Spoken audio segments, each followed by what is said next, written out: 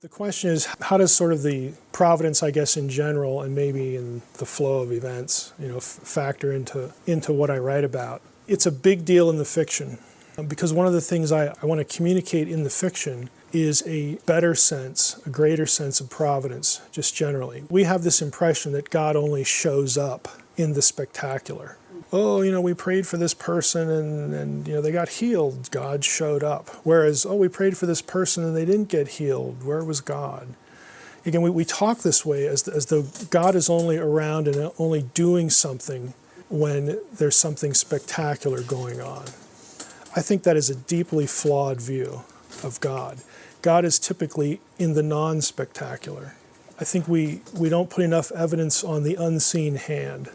That's typically the way God works. Because again, this is why, and I've brought it up in interviews before, I like movies like It's a Wonderful Life or Mr. Destiny, or these things where something in the story changes about a character's life, and then you get to see what his life would have been had that moment been different. I like those because I think they teach some good theology. We often don't think about our lives as being, where you are today is a result of many thousands of decisions that you've made and decisions that other people have made, not only that but people you don't know.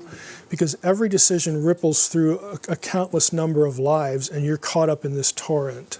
If you've read Unseen Realm, I talk a lot about the concept of imaging and free will and how what you do matters. And this is the way God has built the universe.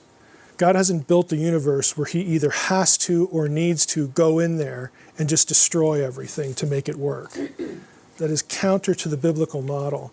If we thought of ourselves this way, we might have a more renewed sense of purpose. That what I actually do today is actually going to matter. It might matter in the next 5 minutes after I do it. It might matter 5 years from now. But that isn't my job to know how it matters. My job is just to understand that it does matter and that God will use it, because God doesn't we're not robots. He didn't make us this way. We can't image God if everything is predestined. Okay, you cannot be an imager of God if you do not have free will.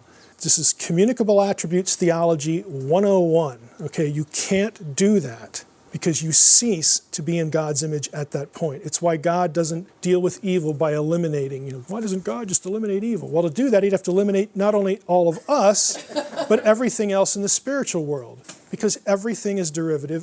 This is why we get the plurals in Genesis 1. Spiritual beings are created as images of God. He shares his attributes with them. They represent him in their world, as we do in our world. We share the communicable attributes of God. Why is there evil? It's because God decided to do that. God decided to not make us robots. He knows what the cost is going to be because he's omniscient. But he would rather have that cost happen than not have us at all. Those are the choices. So everything is not nailed down.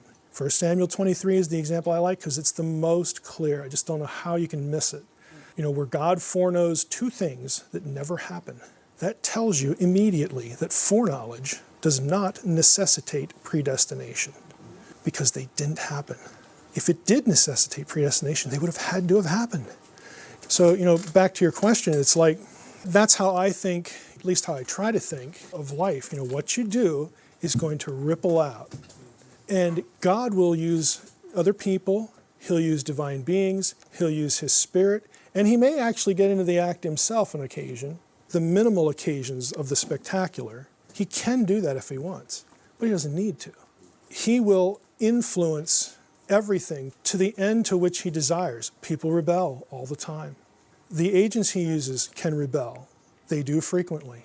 Okay, God's solution isn't, I'm so frustrated now, I'm just going to destroy everyone. Okay, that isn't the solution.